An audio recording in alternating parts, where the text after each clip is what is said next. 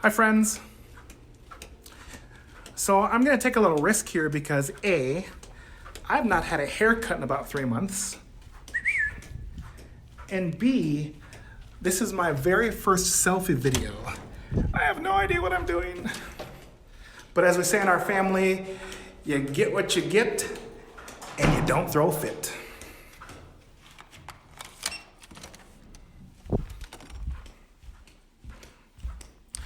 I'm actually in my choir room at Regis. And the funny thing is that the semester's over and this is kind of how it's supposed to look, empty. Folders are put away and chairs are stacked and the risers hopefully have been vacuumed because I'm gonna go sit on them.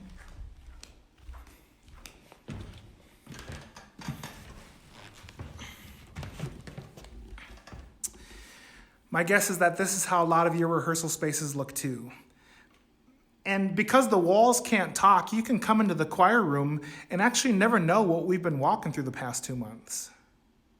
You can't tell from just the room the fact that so many of us have been forced to learn things that we didn't sign up to learn, like how to do a virtual choir or why it's important to mute everyone on a Zoom call. Challenging, right? Surreal, heartbreaking, sad. I have been so moved by some of the things that you've been posting on Facebook.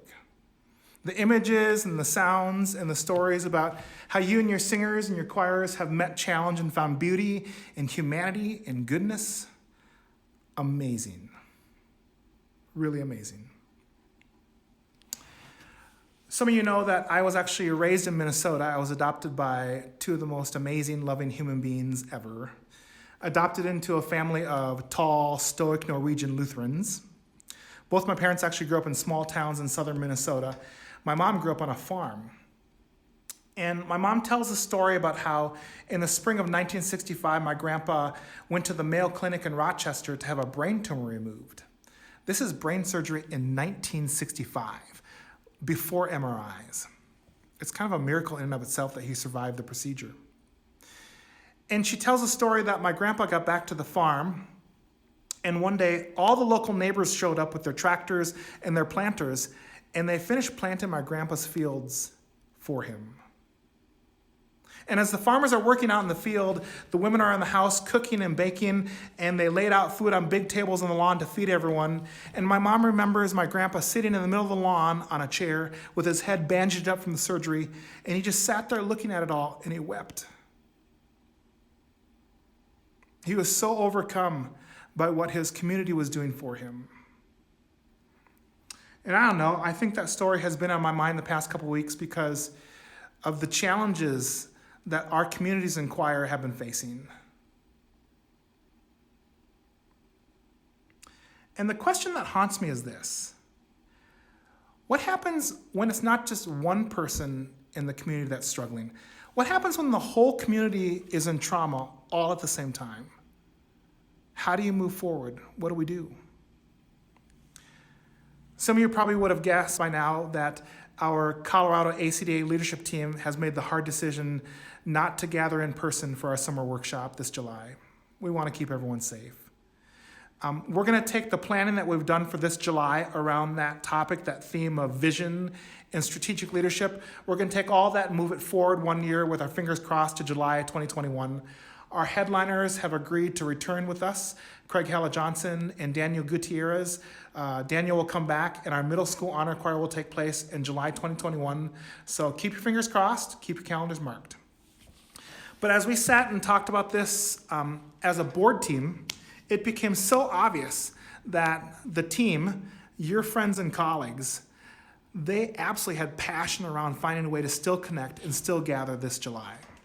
So we are working hard to put together some online experiences on Monday and Tuesday, July 20th and 21st, that will give us a chance to gather in a virtual way and meet the challenges that are before us. And here's why it's significant.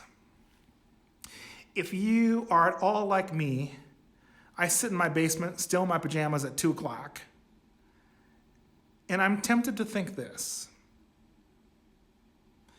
in my lack of motivation, in my heartache, in my kind of numbness in my soul, I'm tempted to start thinking things like this. Well, maybe choir will be less important moving forward. Or what if the singers don't come back? Or what if we run out of money? Or maybe choir's place in the world, it will diminish on the other side of the coronavirus. That's what I start thinking. Here's the reality.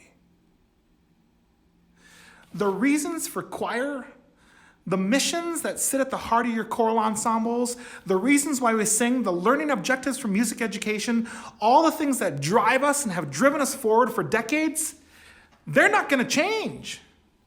They're probably more important on the other side of the coronavirus than they are now. Because the music that we are responsible for stewarding, the songs that we put out into the world, the music that people use to process life with, to turn to soothe hurt in the heart, and to ease trouble in the mind, the music that our choirs send into the community, man, more important than ever. That's why you and I have to find a way to move from survival mode, from our survival pedagogy, back to the core tenets of why we do what we do in the fall. And here's the deal, I'll be honest. It scares the crap out of me. Because number one, I'm old. Like, don't let the Asian hair fool you. I'm old. I went to college before email was a thing. I don't know how to do a virtual choir. I can barely make my way through Sight Reading Factory.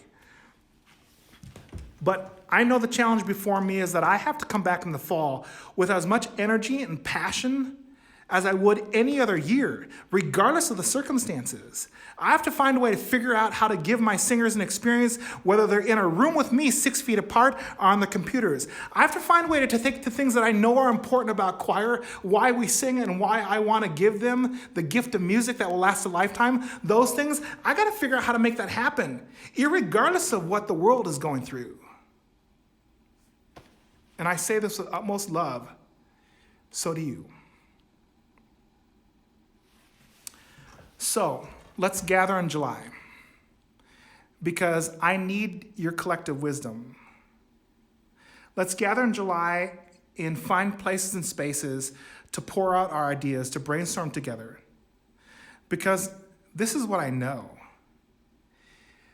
The choir directors in Colorado are some of the most highly skilled, amazing, accomplished, experienced, passionate, determined musical leaders the world has ever seen. There is no hyperbole in that statement. But if we don't find a way to connect and come together and pour that wisdom out in a way that we can all share it, grab it, and use it together, we're toast. So we're working hard to plan sessions around two kind of main areas.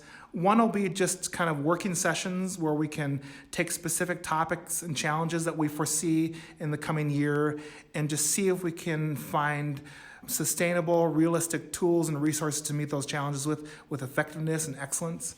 And then we'll have sessions where you can just show up with a cup of coffee or a Bloody Mary and just pour your heart out. Just share your experience of the past couple months and your fears and anxieties and your hopes moving forward. But I mean it.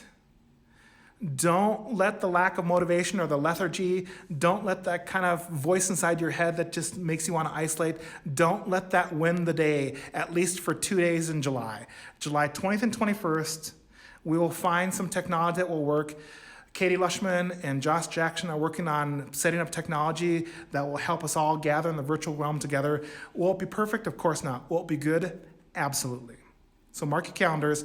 We'll have more information out to you soon about how you can register so we know that you're coming. But let's get together.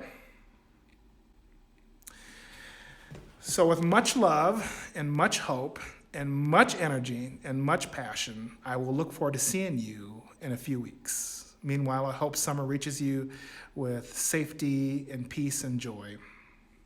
See you soon. Thanks.